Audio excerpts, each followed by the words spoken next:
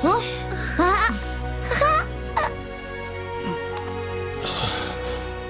Gumaling na siya.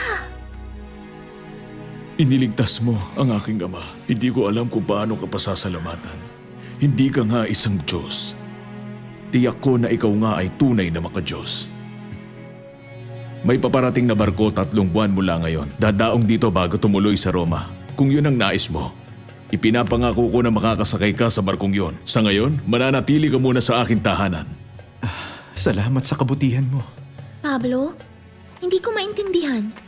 Bakit pupunta ka pa sa Roma? Bakit di ka na lang dito sa Malta? Mahal ka ng mga taga rito. Pero sa Roma, Salamat sa pag-aalala mo, Joy.